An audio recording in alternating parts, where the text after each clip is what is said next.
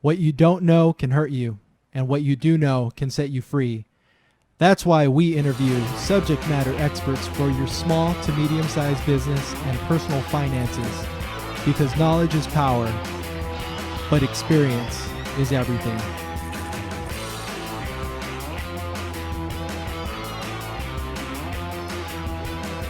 Welcome to The Tipping Point. The Tipping Point is brought to you in part by Tirani and Velez LLP, your tax and accounting subject matter experts.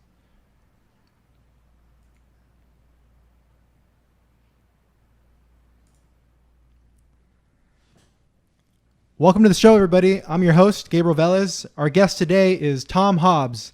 Tom Hobbs is the founder of Hobbsolutions, a private consulting firm specializing in management systems, operations, quality, and efficiency. His focus is on executing business strategies by deploying systems and processes which align company goals with daily activity. Welcome to the show, Tom. Thanks, Gabe. How are you today? Good. I'm doing well. How are you doing?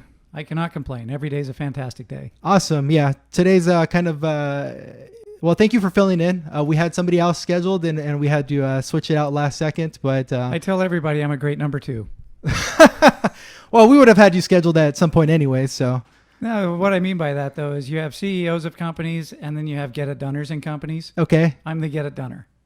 That's what you get hired for, basically. That's what I get hired for. I'm the perfect number two. So what is the shortcoming of most CEOs in small business that you see? They think they know everything. And in a lot of cases, they do. Yeah. Right? So they build these great companies, but they forget to fold in the business. Right? So they've got a company that makes product, that makes money, that's doing well. But until they have the systems and the quality pieces and all of the other efficiencies that go along with it, they're not really ready to go to the next level. They're not ready to become that awesome business that they wanted from the get-go. I'm sure you see that. On occasion. I mean, every time a business hits a milestone, it's like they're a startup again, and they need to rediscover their systems. They need to it tests their internal systems. You're hiring more people, so that everything becomes more complex. People become more specialized, and For sure. and the founder or CEO kind of loses grasp of everything that's going on in the company, and that might make them feel a little uncomfortable. Right. Yeah. I've heard it said that a company's biggest weakness is usually the CEO's strength. Yeah, I've heard that one too. Yeah. Yeah, because it ends up, they spend all their time focused in that one element that it sort of disintegrates the rest of the accountability throughout the organization. So, I'm working with a client now who's been around for a long time, 39 years in business. They're doing great.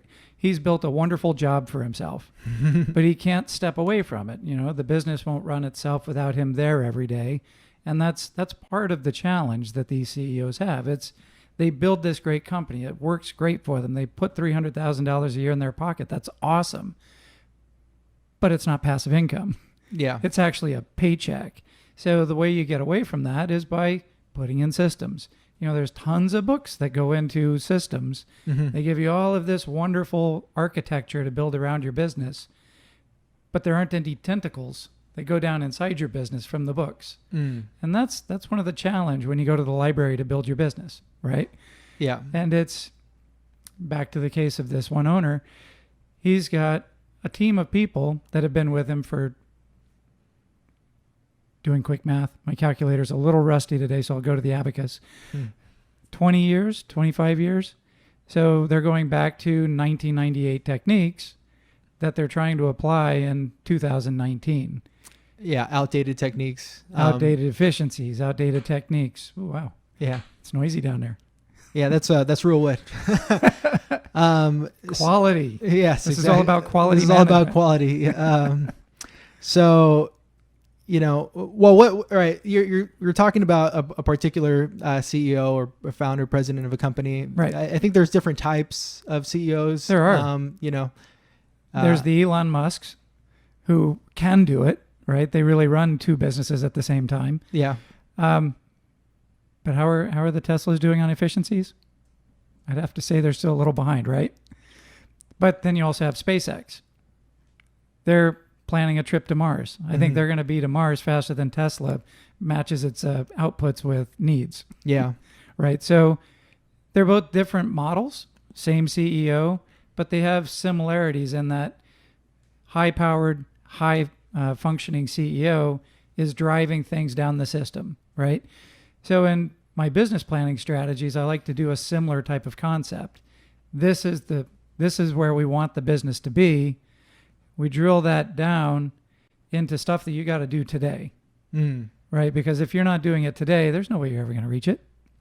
So if you're not focusing on the small detail, it's really hard to hit the macular goal. So how that works with the CEO is the CEOs have this big vision of the world, right? You can see the nebulous of everything they want their company to be standing in front of them every second of the day. But they can't get it out of their head. So whether they're in business 30 years or 30 days, if they can't take that and fraction it down into a strategy, then it becomes really hard to execute. Yeah. You know, and the books keep telling us, all the books out in the world, functions, operations, structure, foundation, here's all these great tools. Make sure you work on your business. Yeah. But what does that mean? What does it mean to work on your business, really? Yeah. Right? If I tell a kid that he can only sharpen his pencil if he goes to the pencil sharpener, I'm not really explaining how to put the point on it. Yeah. I'm just telling him what. So the why is the part that I think is missing from the library. The why? Okay. The why. The why you're doing what you're doing. Okay. And that's one of the things that I try to focus on. Yeah. You know, we'll talk about the what. We'll talk about how big. But why you want to do it is more important to me. Yeah, I think just kind of piggybacking off what you're saying here, if you have the right people in your business, explaining to them why they're doing something is important, right? You don't just want pencil pushers or pencil sharpeners in this analogy, right? You want people who actually can think on their feet, but that as the leader, you can focus in on our particular vision or strategy, and have them buy in. Absolutely. Right. The last thing you want is an A player on your team that has a completely different vision than you or than the business has, because they're going to be really good at diverting your business from its path. Exactly. Listened to a presentation by a gentleman a couple weeks ago. He went into an organization, and they were looking at the level of employee that was in there, right? They had some level 4, he called them on a scale of 10. They had some level 3s and some level 4 players, and they were trying to hire level 10s. Yeah. And in his analogy, he says, look, if you bring in a level 10 player, he's not going to pull up the level 4 player to his or her level. They'll actually sink down to the level 4 level. So what you end up with is taking a super high functioning employee and turning him into perfectly average. And now all of a sudden you've created an organization of perfectly average when you're trying to be great. Yeah. And that's another unfortunate thing that happens. And I think the core to that is in that A word. Not the one you're thinking, but accountability. Accountability. Got it. Yeah, that A word. That's an important one. Yeah. That's an important one, right? So you get the buy-in on the vision, but the execution through accountability. Yeah. And when those two converge, you end up with a corporation that can go anywhere, right? Everybody's rowing in the same direction. Right. And the whole organization is going after that vision. But where does that begin? At the top. It starts at the top. Yeah. But then it's explained at every new hire. It's explained at every job interview. It should be re-explained at every employee engagement. You know, how are you making sure people are executing your vision? Right? As a business owner, what types of things do you look for in your staff? Right. These all matter. Yep. And I don't think that messaging is trickling down to the masses as much as it should. Yeah, I think the best way to create unhappiness within your organization is to set an incorrect expectation.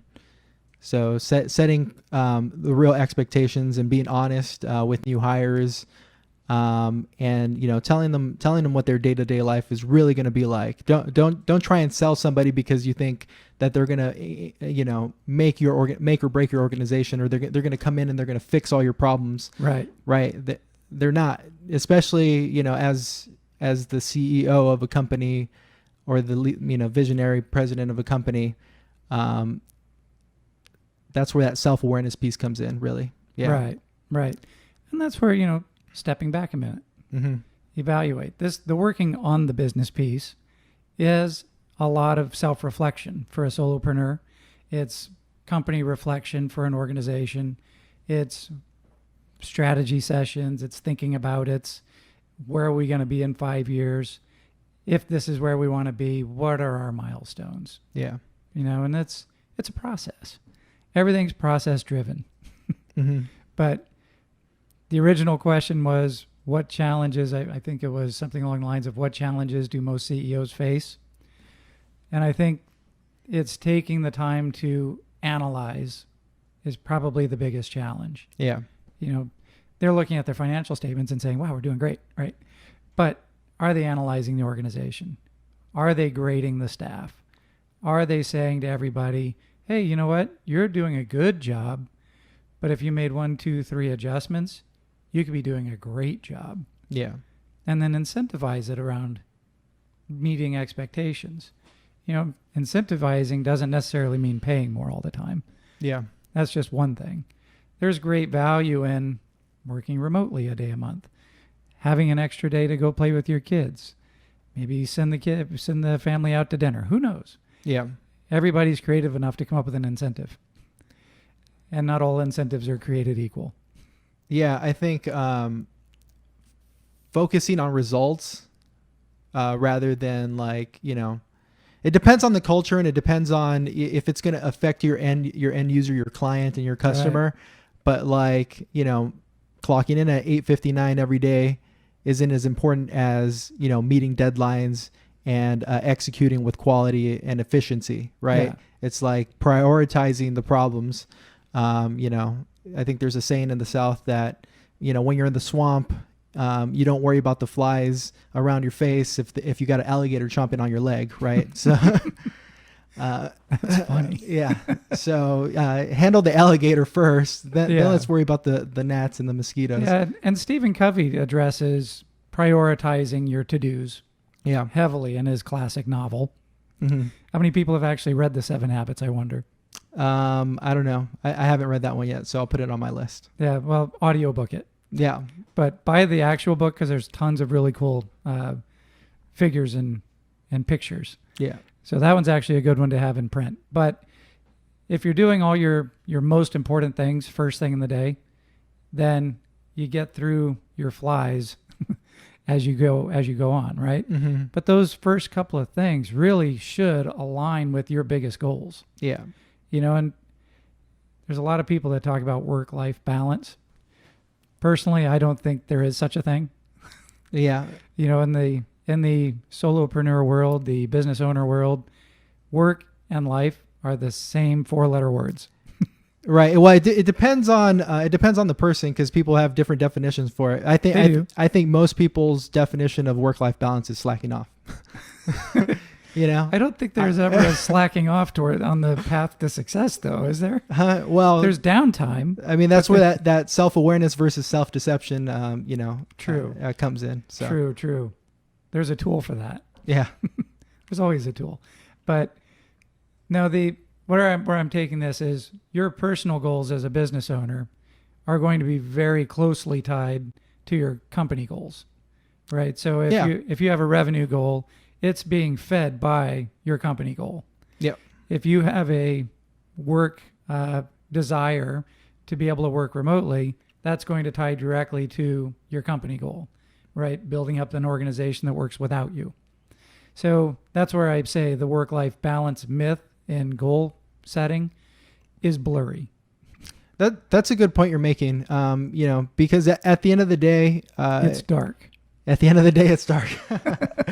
No, at the end of the day, as much as you don't want it to be, every business is a family business. If the business is failing, or if you had a hard day at work, or if you got cussed out by your biggest client or whatever, it's going to make its way to the house. We both have families, wives at home. I have a child. I think you have adult children at this point, many of them. Yeah. And multiple child. Yeah. There's a lot of them. There's a lot of them. And, at the end of the day, if you're winning in your business life, they know it. And if you're losing in your business life, whether or not you want to talk about it, they know it. Yeah. Right. So. Right. And, there was a thing on YouTube and Facebook recently about an Army or a Navy admiral talking about execution, right? And he says the first thing you should do every morning is make your bed. Every day. Every day you get out of bed, you make your bed. Why? Because you've already done something. Yeah. You've already executed something. So you can automatically set the bar that you're going to execute all day long just by making your bed.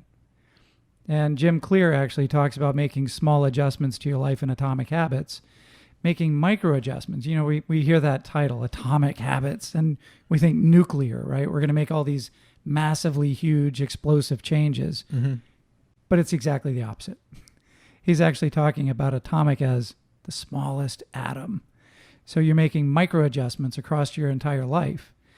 And then as a result, you get big change. Brian Tracy discusses it as well. If you have 10 things that you want to get better at, if you get iteratively better at each one of those 10, instead of trying to focus all at once, just make little micro iterations along the way, you'll improve. Do you see this at the individual level, at the organizational level, or or both? All. Yeah. All levels, right? So if you talk about having families at home as the business owner, if you're a middle manager at a company, your book of business directly ties to the 30 people that report to you, just as much as the CEO has 3,000 lives reporting underneath her, right? So it becomes a case of, if everybody takes ownership of what they're accountable for and works diligently to build out their quality and their repeatability and their ultimate profitability, then those 30 lives that they're directly accountable for get to go home and have good days with their family, right? Because it's all connected. Right. We're all part of this giant organization that becomes an organism. It's funny that we call them an organization when they really are a living, breathing organism. But it never stops, right? And that's the other part. It just never stops. Awesome never stops, but neither does lousy. Right. And they're not too far apart from each other. One of my favorite quotes I discovered this week by Vince Lombardi. It says, "Perfection is not attainable, but if we chase perfection, we can catch excellence." Yeah. And it's true. We can never be perfect because we weren't built for perfection, but we can be awfully good. And if we reach excellence, that in of itself is an entirely different stratosphere than most people are used to. Yeah. The average worker, if you really analyze all of their timesheets and look at every single minute of their day, they're really generating revenue about 60% of the time. So if you need $1,000 out of every employee every day, and you know that they're only going to get 60% production, then you have to factor that into the amount of work on their desk. Right? And then people start thinking about, oh my gosh, I'm overworked. I can't get all this work done. And they lose time worrying. Are you talking about specifically people who are like working in the operations of the business, like producing what it is that the business sells, whether it be like a manufacturing company that makes widgets, or whether it be, a tax firm that prepares tax returns, like the actual people doing the work, not all the everybody else, the administrative and everything, support staff. There's varying degrees through each level. But I find that if you're in a task-driven business and you can actually see the tangible results, it takes 250 widgets an hour to make your production level. They're going to hit 250 widgets every hour. So if they do it really fast, they get a little bit extra break. Yeah. If they do it really slow, they have to make it up the next hour, right? So I think that's dependent on the widget maker, right? But the other part to that is if you're sitting in an office, you're staring at a computer screen, now you're in the administrative operational role, there's a very good chance your mind is going to wander from task to task to task to task. And one of the statistics is it takes the average person 18 minutes to get back on task if they've been distracted. Okay. So if you're in the middle of something and you get distracted and it takes you 18 minutes to get back on, 18 minutes is almost a third of an hour. Right. Right? That takes you down to 66%. We're getting awfully close to that 60% production level just off of a distraction. Yeah, it's a killer? Cell phones. You know what else is a killer? Customers. Well, yeah. Most of my role this day, now is taking a lot of client calls. Yeah. And that's part of your job function, though. Right. Exactly. So I'm constantly in distraction mode. Mm-hmm. And as part of my weekly schedule is concerned, I confine that mostly to 3 days. 3.5 days is really client focused, and then the other 1.5 days out of the week is focused on business operations and marketing. Working on the business. Yeah. And ideally, it gets to the point where, I don't know, 60-40, 75-25, working on the business instead of working in the business. Mm-hmm. But it's a smaller business, so we're kind of scaling that up and ramping that up. Right. Yeah. One of the other challenges that executives get faced with, and this is, again, I didn't make up this phrase. I just love it so much that I actually have to use it. Okay. Right? It's called playing company. Like playing house? Like playing house. Okay. Right? Business executives have a tendency to play company more than they actually tend to execute the business. Right? So looking at the business is important. Planning the business is important. Business plans should be dynamic. They should be constantly evolving. Yeah. Which is why I don't like writing them in paper anymore. I actually build them out into a little site and have them on a living, breathing document on the internet. Got it. Right? So you can constantly update it like a website. Right. But it's on your personal intranet. Yeah. But with that, when you're playing company, you're spending more time focused on that, looking at strategy, and less time looking at execution. Right? So let's use a basketball team, for example. I won't use the Lakers, I promise. But let's say we're, I don't know, pick another basketball team that isn't in LA. OKC, Oklahoma City. Oklahoma City. Perfect example. Yeah. Oklahoma City used to be in Seattle Mm-hmm. once upon a time. So they moved to Oklahoma City and they decide, hey, we're going to build an organization. We're going to go after the championship. It may elude us for a while, but we're going to set this vision and we're going to set up a strategy to fill all of the pieces to build that vision out. Mm-hmm. Right? So what's the first thing they need? Players, maybe. Yeah. Or a really great leader on the court. That could be a really great player or it could be the coach. Preferably it's the coach, right? Because the coach is going to design plays on a napkin while he's sitting at breakfast with his wife. And he's going to say, wow, if I had this guy, we could run this play really well, right? Yeah. So he's thinking through the strategy. He's not quite all the way down, if you break it down into 4 levels. Thinking about the strategy is the top one. Mm-hmm. Executing the strategy is the middle.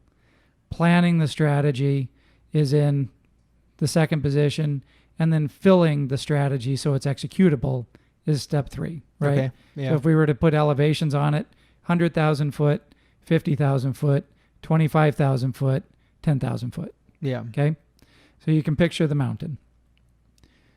He's sitting up here with the owners, building out the strategy. We need 1, 2, 3, 4, 5, 6, 7, 8, 9, 10, 11, 12 players. And we need to have a pool of people that we can pick those 12 players from. So I'm in the planning phase. What do I want them to look like? So I'm going to build out job descriptions for my ideal guard, my ideal power forward, my ideal defensive guard. And we're going to assign all of these different things to them. all of these different, very specific tangibles. Mm-hmm. And they're going to have X amount of ability to run. They're going to be this quick. They're going to have, whatever measure they want to use. They're all putting that together down here at that 25,000 foot level. And then they go shopping. And they say, wow, this Russell Westbrook kid, he can shoot, he can play defense. I think I want him on my team. Mm-hmm. So they go out and they get him. They execute it. Then they bring him in and they practice like crazy, right? So if the first column was how to build the team in 4 levels, the next column is going to be how do we get our team to win a championship? Now we have a very defined goal. We say we're going to win the championship within 3 years. 3-year goal. We need to do 1, 2, 3, 4, 5 things to get that done. Each one of those is going to have 10 little items coming off of it. Yeah. One of those items is going to be, I'm going to condition the heck out of this team so they can play for 60 minutes, because if we go into overtime, we need extra help. But they're going to be able to run all out for 60 minutes. And then if I give them 20% off every game on the bench while we're being replaced, they're catching some wind. Mm-hmm. Fantastic. But if I can't give them that, they need to be able to go for 60 minutes. Why do you want to push it beyond? Because you want to get 100%. Right? Now, in basketball, there's this really funny thing. If you look at shooting percentages all across the league, they average anywhere from mid-40s to mid-50s, right? So for every shot, they're going to make 1 out of 2. Mm-hmm. So if there's 48 minutes in a game, there's a 20-second shot clock, there's 3 possessions in a game in a minute, times 48. You're the accountant. Do some math for me. I need a spreadsheet. It's about 150 opportunities split between the two teams, right? So 75 opportunities a game. Mm-hmm. If they're making 50% of their shots, every single game, they should only score 75 points. Yeah. Have you ever seen that in the league? Not anymore. People don't play defense anymore. So. Bingo. So now that percentage jumps up because they're shooting. If I could dunk a ball, I could make it 100% of the time. Right? So Shaquille O'Neal had a very high shot percent close ratio. Yeah. And the teams he was on won championships. Not knocking Kobe. He had a high percentage as well. And I said I wasn't going to go into the Lakers. Yeah, and you did. And I did. All right. Well, keep going. It's okay. But, this is where that execution piece comes in. If I'm executing high level every day and I'm making 90% efficiency, fantastic. You want to feed me the ball, right? Yeah. No, because the defense is going to collapse on me. But if you feed me the ball, now I can bring a teammate in. Yeah. Because I pull 3 people away, I have 2 people open on the court all of a sudden. Yeah. By knowing strategically where they're coming from, because we practiced our strategy so much, I don't even have to look. I know where they're going to be, right? How many times did Magic Johnson, there's another one. How many times did Magic Johnson have a no-look pass? A lot. Yeah. Let's say he had 1 every game that he played. 84 games a year times, how long was his career? 14, 15 years? That's 800 some odd no-look shots or passes. Mm-hmm. Now, if you've never executed one of those effectively, they're not easy. Yeah. Mind you, it's like going through life with blindfolds on, but that's a whole different story. But basketball team. So we've built out this organization. We've built out a strategy to win. And we go out and we start playing really well. In the last several years, a couple of teams have executed phenomenally. Golden State. Yeah. The Bulls back in the 80s and 90s. The Lakers throughout most of their history. The Celtics throughout most of their history, right? But it all started with that vision. We are excellent. We will not be able to attain perfection, but we're going to settle for excellence, right? Mm-hmm. That's what it takes to get CEOs on board, right? You can have a Michael Jordan on your team, but until you have a Steve Kerr, a Scottie Pippen, and a Horace Grant, Michael's not wearing rings. Sure. Okay. Right? So going from good to great is taking your vision and embracing it and holding accountability at every level of the organization until you're all rowing in the same direction to get to your end goal. Follow? I know I jumped a lot. Well, there. yeah. But well, okay, bringing it back to like more of a practical executable for a business. Right. Are you saying I don't know. Are you saying break down the organization into functions? If you have A players who are executing, just make sure that they continue to execute and focus on the areas that you're weak on, or... So I have a funny philosophy on that, but I'll come back to that much later if we have time. Yeah. So in essence, you start from the other side, right? Instead of starting at the detail, you start at the umbrella. And try to reverse engineer it. Right. So if I have a 5-year goal, Yeah. say we have 3 of these, right? Okay. Every one of these is going to have 3-year milestones. Okay. I would hope that there's at least 3 for each one, right? So that means at my 3-year, I've got 15 milestones to hit. Okay. Now let's take that down to my 1-year. If I bring 15 3-year goals, there's going to be, this one's actually going to be fairly linear, right? So it's going to be probably 20 1-year goals. There's no way you can execute 20 1-year goals all at once. So what do? You break them up into your quarters, and you attack 5 of them each quarter. Okay. So now you've just accomplished 20 things, right? But how do you get to that? That's the biggest question. This is the one thing everybody would want to know. So if my 5-year goals are 3, there's 15 of these intermediate goals, and there's 20 of these right now goals, and I'm daunted and intimidated by getting them all done, it gets worse. So for these 5, each one of these 5 are going to have 3 things to 5 things that you have to do to get them done. Okay. So let's say it's 3. So now I've got 15 tasks that I have to get done. That sounds intimidating, right? Well, let me give you one more number. A quarter has 13 weeks in it. It means you only have to do 1 task a week, a little bit more than 1 task a week, to get all 20 of those goals done. Okay. Yeah. You following? So by taking the big thing and taking it down to the detail, now we can sit there and say, okay, we have to do 13 or 1 plus a little bit things every single week. If every single staff member has one of these plans, which ideally they do, then you say, okay, A player, I need you executing 90% of your job function and giving me 10% working on these tasks. Yeah.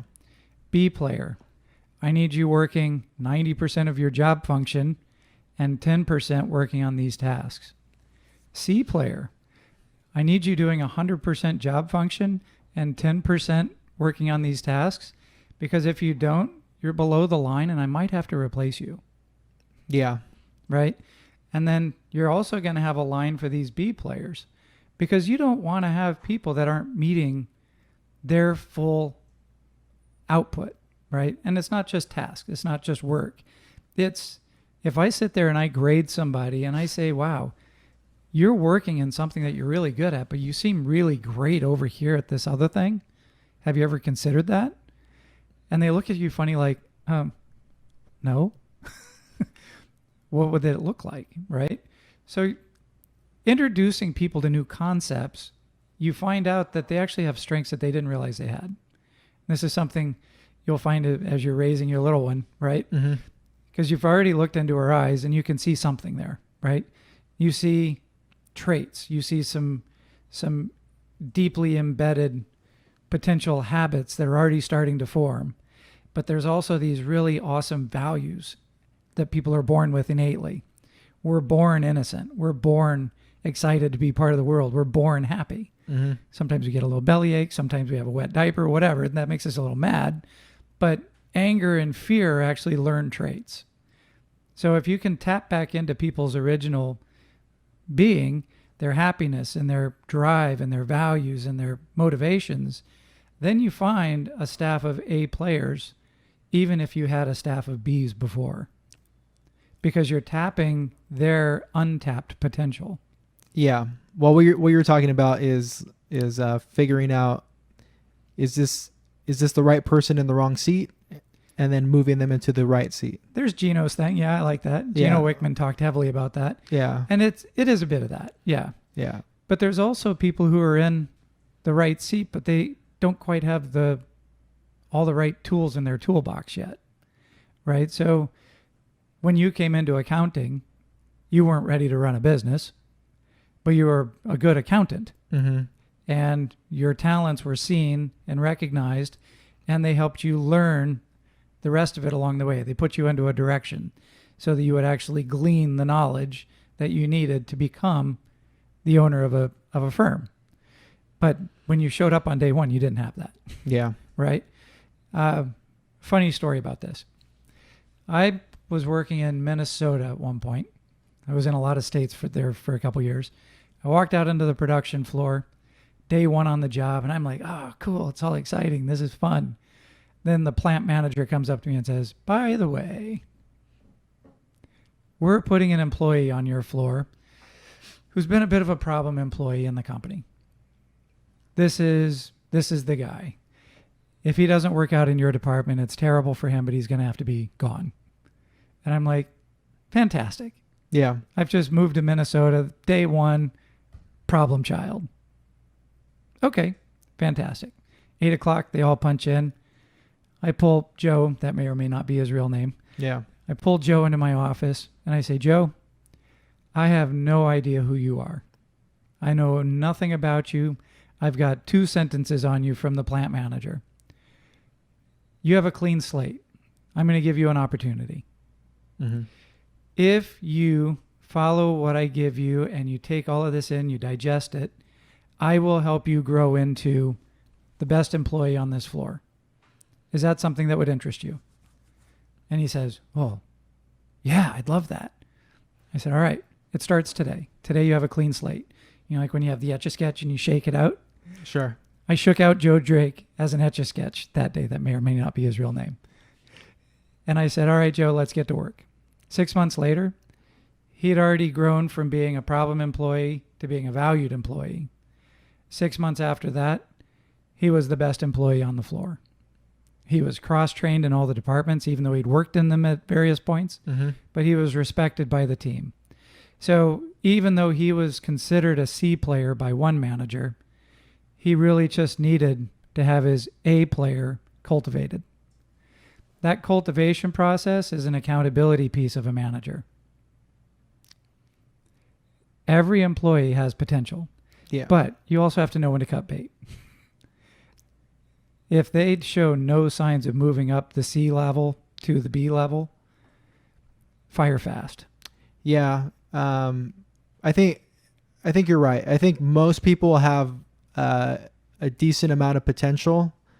However, it's a matter of efficiency in your organization. You can't put your organization at risk because it's going to take 3 years to develop somebody. Yeah. Right. Into like an acceptable level of performance. For sure. So, bringing it back down to risk management. Yeah. Everything that you have written on a piece of paper, and more of like the day to day where the rubber meets the road. Yeah. And where you have your 15 to 13 micro goals that you have to hit every week to be on trajectory for your 1 year goal, 3 year goal, 5 year goal, whatever. Right. These are get it dones, by the way. Get it dones. Yeah. So would you say starting the week with, maybe call them rock, or maybe you call them like a core goal of your business, starting the week, having that defined, and then, sprinting to achieve that goal in that week. Like, one of my big things is when you wake up in the morning, have some purpose for your day. Seize the day. Carpe diem, right? Carpe diem. Like, wake up, your feet hit the ground, and like get moving and try and accomplish something that day. Make your bed. That's meaningful, right? Goes back to that make your bed video. Yeah. Right. But there's no way to do a poll on this, but that would actually be an interesting thing to see. How many people actually have their calendar for the next day ready to go? Right. How in the weeds are we when it comes to our clock management. You know, the average entrepreneur works 12 hours a day, 5 days a week or more. That's 11,282,000 seconds a year. Okay. Right? Somebody's done the math. Yeah. Somebody's done the math.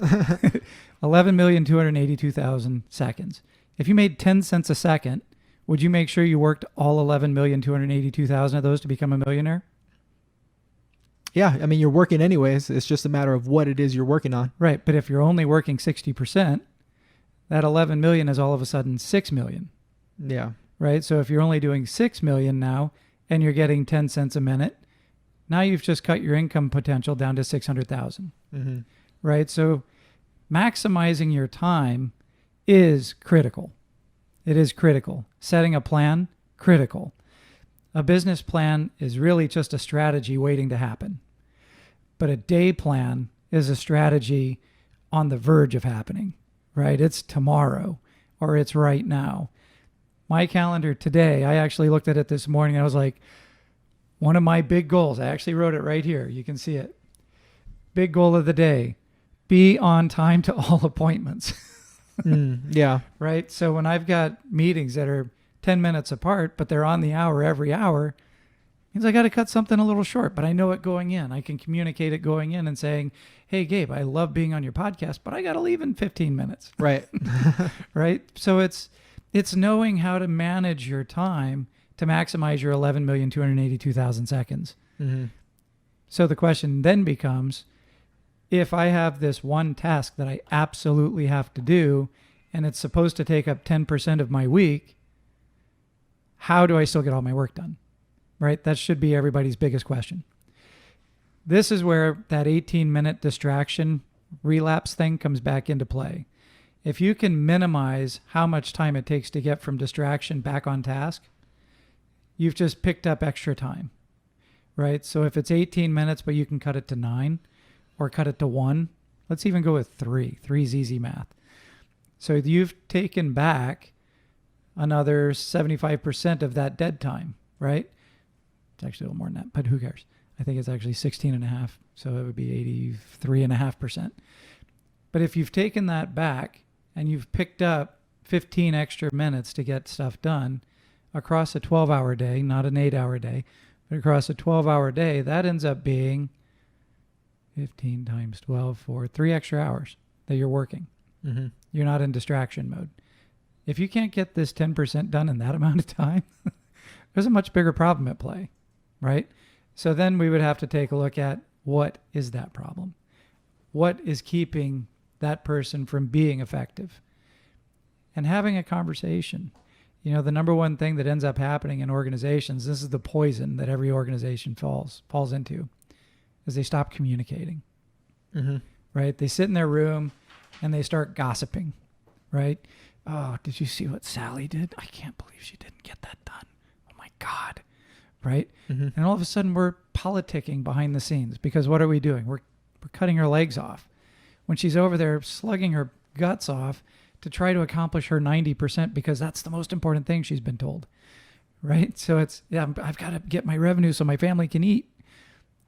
But this side organism that's growing and festering is going to work its way into the boardroom. It's going to work its way into the meetings. It's going to be those snide remarks that end up happening. Those are culture killers. Mm-hmm. Culture killers blow up efficiencies, and they've got to be mitigated from accountability of a manager. This is where Gino Wickman's traction model comes into play really well. So the integrator in the company is the number 2. The CEO is the visionary. The integrator is like a COO, VP of operations, production, whatever. Outside, label them however you want. Yeah. In Gino's book, it's the integrator. The integrator has the final say on everything, right?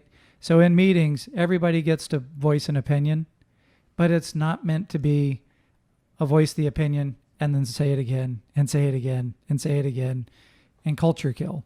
It's tell me your opinion, tell me your opinion, tell me your opinion. And I'm pointing to different points on the table because they're all different people. Yeah. But when that happens, the integrator then has to say, what is the right call? And go into it with that mindset, right? If you're the number 2 and you are the final say, you have to be judge and jury all at the same time. And if you're the judge, you have to have all the facts, because if you're basing all of your opinions on something that are only opinions, your foundation's going to crumble. So what it comes back to is, if you are cutting somebody's legs off and opinions are driving the thought process, then a bad decision could be made on a great employee. Right? So this C employee from opinion may actually be an A employee through activity, but needing just a little bit of guidance. It really doesn't take much to course correct. A perfect example of that: if you fly an airplane, which neither of us do, but if you were to take off from LAX and you are off 2 degrees on your way to New York, where do you end up? Florida. A little higher, but way off course, right? DC, yeah. Yeah, you end up in DC. But if you course correct just that little bit, 2 degrees is not much, right? Sure, yeah. You remember geometry? 2 degrees is not a lot. It's one little click of a slide rule even. That little bit, that's usually all it takes to get people back on track. What does that come from? Feedback. The OODA loop is my favorite one in the Scrum methodology. It's, what is the OODA loop? Observe, something. So Scrum methodology is that sprint methodology, it's right? It's the sprint, yeah. Yeah. So like don't create a goal, sprint for it, sprint like hell to achieve that goal, and then set a new goal. Right. And in the OODA loop, and I'll come back with, if I can remember what all 4 of those initials mean, but one of them is observe, one of the O's, the second O is something else, decide is the D, and then take action, right? And if you have a constant loop of activity, then that same thing holds true to employee feedback, right? Hey, Sally, you seem to be struggling. What's holding you back? What's getting in your way? And this is a big thing in Scrum as well. It's that, what's the holdup? What's the block? What's getting it from being doable? Mm-hmm. And she's probably got one little thing, right? And it's festered in her mind to the point where she can't get around it. Yeah, I think people need to get out of their head. I think action is the key. Like, don't said by 2 high D's. Do not, don't spend all your time reading books. Don't spend all your time planning. Like, you gotta, like, that's the real test, is once you actually do something, you're going to get instant feedback. You're either going to win or you're going to fail. Yeah. While it's in your head and while you're thinking, it's and fail forward. Yeah. Right. If a football player, well, there is no failure. There's just, there's learning, and then there's succeeding, and then that's it. I love that. So in football, if you're running with the football, right? Yeah. The average football player is 6'2". Okay. So if they're running with the ball and they get tackled, if they fall forward, they automatically get 2 more yards. Mm-hmm. Because they're 6 foot tall, right? Sure. Yeah. So a yard being 3 foot. If everybody falls forward, they get a little bit closer, right? So it's, Sally, you've got these things on your plate. What can we do? What's the thing? I was actually presented with a challenge one time to do this project. And I thought, oh my God, I sat there and I looked at it and I was like, oh man, this thing's going to take like 50 hours. It took less than an hour. Mm-hmm. Right. And this is actually the one thing that Jeff Sutherland talks about a lot in Scrum. It's, you can never judge the size of the problem. You can't put a number on it. And if you do put numbers on it, make it so that the numbers get bigger, right? I can't remember what philosophy that is, but or use farm animals, right? If it's a rat, it's a little tiny one. But if it's an elephant, that's not a farm animal, but might be somewhere, then it's a really big project. And if you judge them by the size of the animal instead of by the amount of time you think, because people cannot estimate time on projects properly. It's not possible. Yeah. We're not unless you've like done that. it multiple times, then Unless you can have it. Data. Yeah. But then data is dictating, not people. Right. Right. So we can analyze data all day long. That's a whole separate podcast, I think. Yeah. But it really is a case of feedback loops, failing forward or falling forward, or what did you say? You're either learning or you're succeeding. Yeah. Is that how you put it? I love the optimism. It's not win-loss, it's win-learn. Win-learn.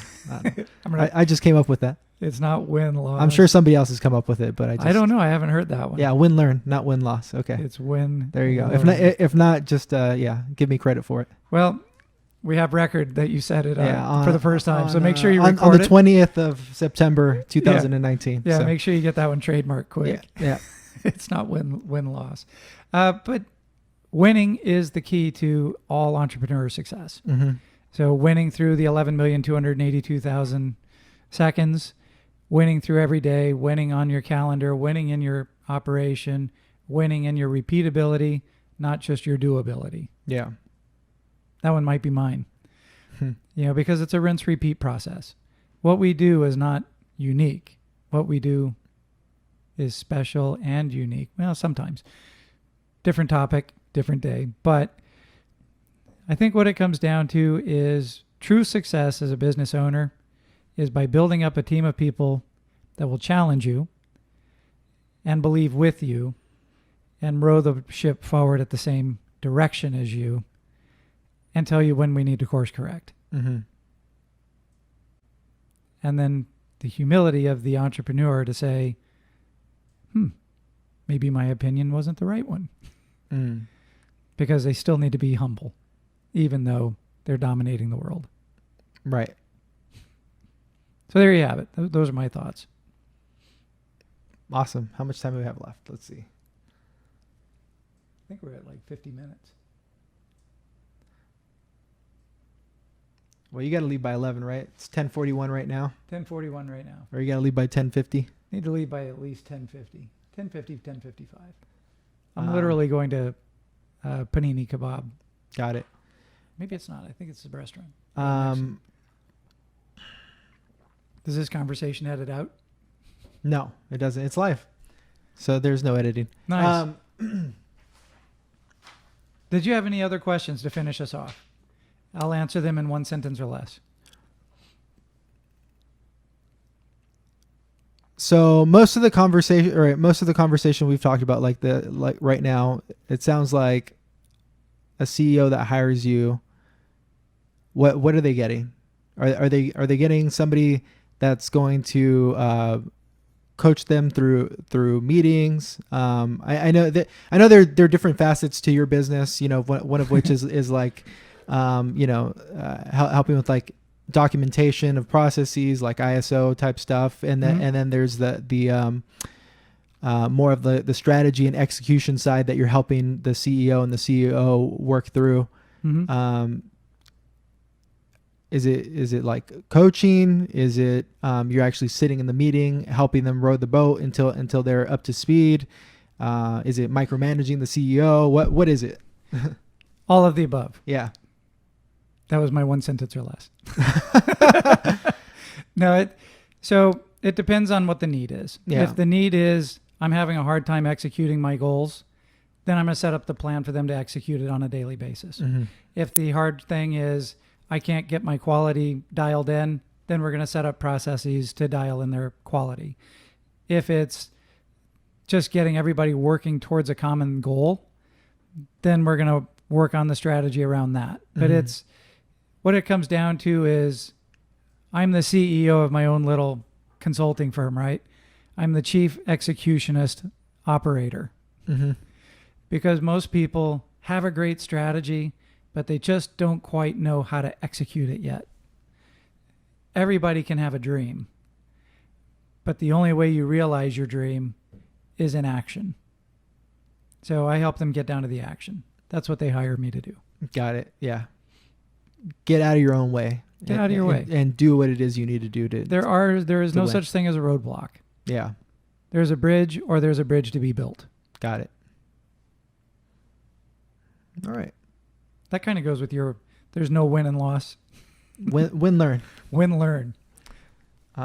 Great. There's either a bridge to cross or it's already there. There's a bridge or there's one to build. I'm going to write that one down. Well, it's recorded. So, what's your final message? And then I'll give you an opportunity to tell people where to find you. Perfect. Final message. Don't be intimidated by your calendar. Just do it. Just do it. Sorry, Nike. It comes down to Nike. Yeah. It comes down to Nike. That's why I use just a get it done strategy. Yeah. There are no excuses. Just get it done. Right? I've raised all my kids with the same philosophy. They'd all come in saying, "Oh, Dad, it's too hard. I can't do it." Just get it done. Just get it done. Once it's done, it's gone. Right? Yeah. Get it off your desk. If you want to use your first hour of your Monday getting your 10% done, do it. Yeah. Do it. Get done. I would say start there. Start with getting your rocks done. Yep. I think that's really, really important. Focus on that, and everything else you'll find time to do. Yep. Work out, eat right, live a good life. Yeah. Connect with your goals on a daily basis. And I don't mean just look at them. Write them down. The power of writing your goals every day is overwhelmingly positive. Yeah. Grant Cardone talks about that. He does it twice a day. I've adopted that. But you know what? They're living and breathing goals. Because as you get them done, you got to move them up. Right. Because that 5-year strategy isn't going to happen on its own. Well, thanks, Tom. How do people contact you? Tom at Hobbsolutions.com. That's HOBBSOLUTIONS.com. That's really it. Don't want to throw my phone number on YouTube, do I?